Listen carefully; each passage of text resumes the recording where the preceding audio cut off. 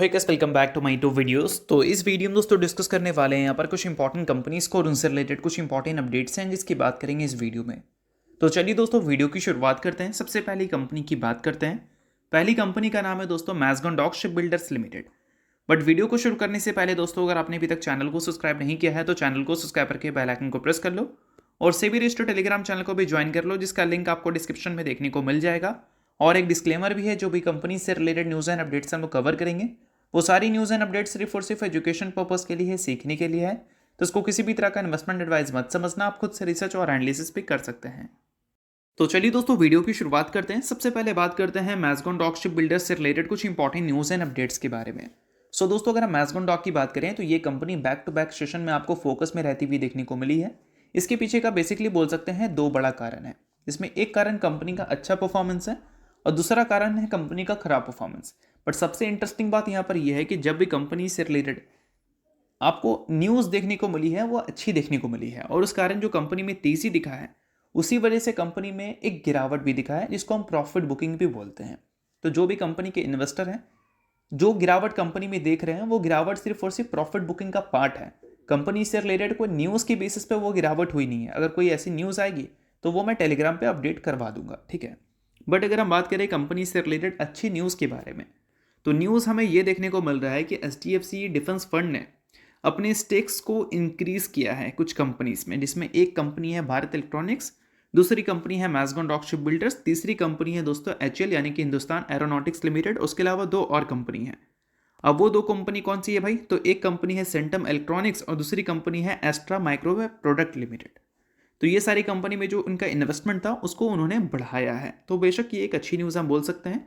साथ में जो रिपोर्ट हमें सुनने को मिल रही थी कि एक बातचीत चल रही है इंडिया और जर्मनी के बीच में $8 बिलियन के सबमरीन डील को लेकर, उस चीज़ को लेकर मैज़गन से क्लैरिफिकेशन मांगा गया था और क्लैरिफिकेशन में मैज़गन ने कंफर्म कर दिया है कि हाँ भाई $8 बिलियन की सबमरीन डील्स की बातें चल रही हैं और ये डील जैसे फाइनलाइज होंगी तो मैज़गन जैसी कंपनीज को एक बड़ा कॉन्ट्रैक्ट इशू हो सकता है।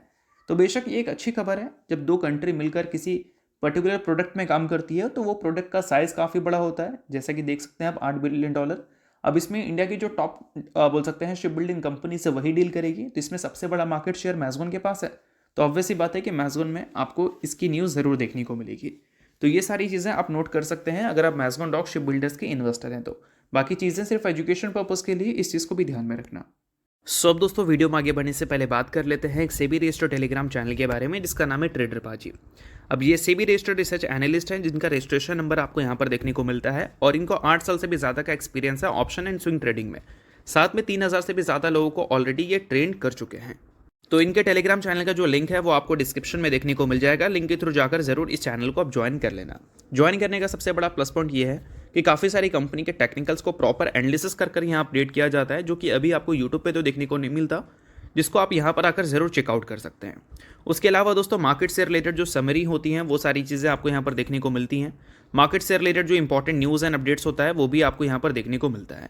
साथ में सेबी रजिस्टर्ड टेलीग्राम चैनल है तो इनके कॉल्स वगैरह भी दिखते हैं, जिसको भी चाहो तो आप चेकआउट कर सकते हो।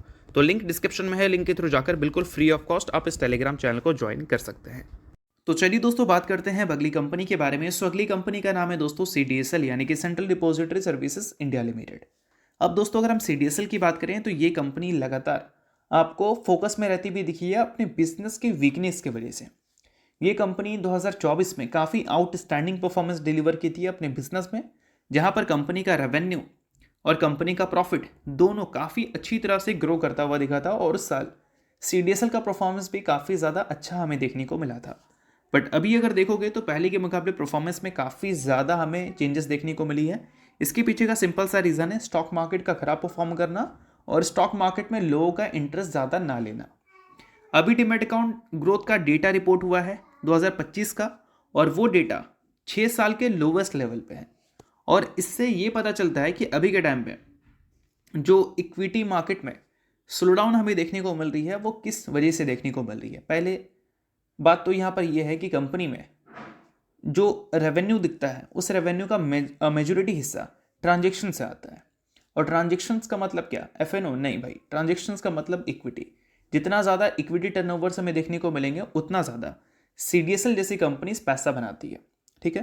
और इक्विटी टर्नओवर्स पहले के मुकाबले काफ़ी कम देखने को मिल रहे हैं। अगर बीएससी का ही देखोगे तो जनवरी मंथ में जो एवरेज हमें देखने को मिल रहा है पर डे का टोटल टर्नओवर तो हमें दिख रहा है 65,635 आज ट्रेडिंग सेशन में, बट एवरेज पर डे का अगर देखोगे तो नंबर 8,000 करोड़ के आसपास का कुछ निकलेगा।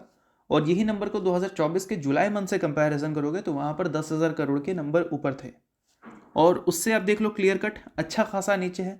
और इससे क्या पता चलता है कि इक्विटी मार्केट में लोग उतना ज़्यादा इंटरेस्ट अभी ले नहीं रहे हैं और नए लोग मार्केट के साथ ज़्यादा जुड़ नहीं रहे हैं, इस वजह से वो नंबर्स लगातार ग्रो भी नहीं कर पा रहे हैं। और ग्रो नहीं कर रहे हैं तो सीडीएसएल जैसी कंपनी उतना पैसा भी नहीं बना पा रही है लगातार उस पेस पे जिस पेस पे पहले बना पाती थी। बट ऐसा नहीं कि कंपनी का बिजनेस खराब हो गया, बिजनेस तो कंपनी का सही चल रहा है, बट बिजनेस में थोड़ी सी स्लो डाउन कंपनी फेस कर रही है। अब दोस्तों ये डेटा को देख लेते हैं कि ये डेटा में एग्जैक्ट मेंशन क्या किया गया है। तो देखो यहाँ पर बताया गया है कि डीमैट अकाउंट की अगर हम बात करें तो अभी के टाइम पे 21.5 करोड़ का नंबर वो क्रॉस कर चुका है, जो कि काफ़ी बड़ी अचीवमेंट है, ये ऑल टाइम हाई पे नंबर है। बट अगर हम बात करें 2024 के बारे में तो 2024 के एंड तक डीमैट अकाउंट जो टोटल हमें देखने को मिलते थे वो 18.53 करोड़ देखने को मिलते थे, और 25 के एंड तक 21.59 करोड़ हमें देखने को मिल रहा है। तो ईयर ऑन ईयर बेसिस पे 16.5% की ग्रोथ देखने को मिल रही है।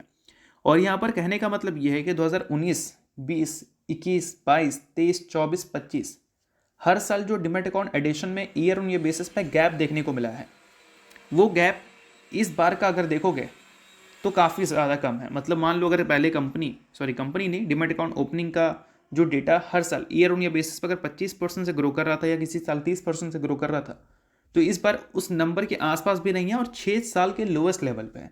यानी कि पिछले 6 साल में कभी भी 16.5% से ईयर ऑन ईयर बेसिस पर डीमैट अकाउंट ग्रो नहीं हुई है। इससे काफ़ी ज़्यादा बड़ा नंबर था ग्रोथ का। तो एक चीज़ क्लियर है, 2025 में लोगों ने काफ़ी ज़्यादा कम इंटरेस्ट दिखाया है स्टॉक मार्केट में। और दोस्तों अगर हम बात करें 2025 के कैलेंडर ईयर के बारे में तो वहाँ पर 3.06 करोड़ डीमैट अकाउंट हमें ओपन होते हुए देखने को मिले थे, और वही 24 में 4.6 करोड़ डीमैट अकाउंट ओपन हुए थे।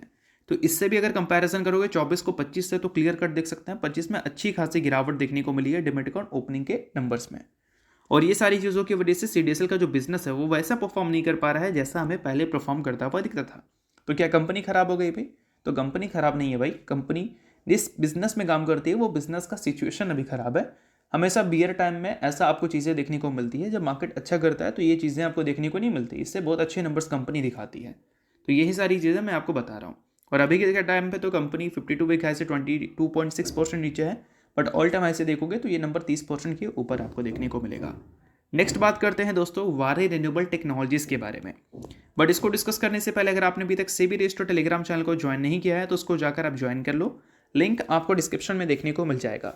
काफ़ी सारी कंपनी से रिलेटेड न्यूज़ एंड अपडेट्स हम लोग यहाँ पर कवर करते हैं। उसके अलावा कई सारी कंपनी के टेक्निकल्स को प्रॉपर एनालिसिस कर अपडेट किया जाता है, जिसको आप फ्री में चेकआउट कर सकते हैं।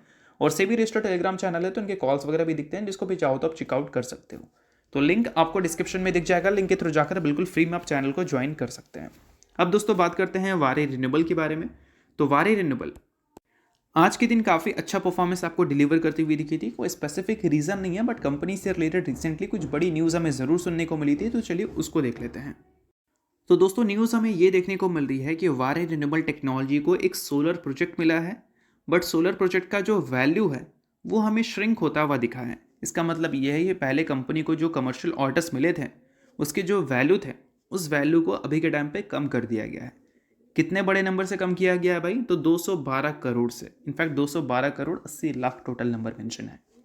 अब देखो इस चीज़ को थोड़ा डिटेल में मेंशन यहाँ पर किया गया है कि कमर्शियल ऑर्डर्स के जो साइज़ थे पहले वो हमें 1252 करोड़ देखने को मिल रहे थे, अभी के टाइम पे उसको रिड्यूस रिवाइज कर दिया गया, रिड्यूस कर दिया गया 212 करोड़ से, और अभी फ्रेश साइज़ है 1039 करोड़।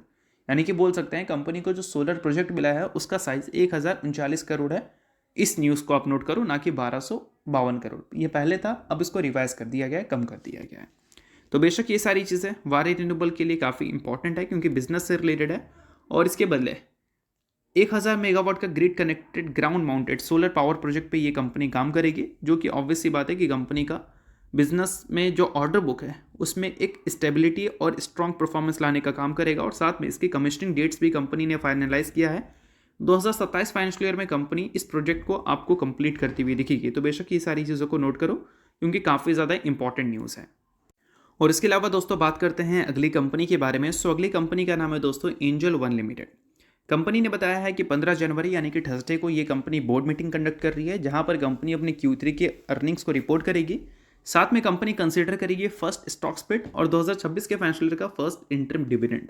सो अगर आप इस कंपनी के शेयर होल्डर हैं तो बेशक इस न्यूज़ को आप नोट कर सकते हैं, शेयर होल्डर नहीं है आप इग्नोर कर सकते हैं।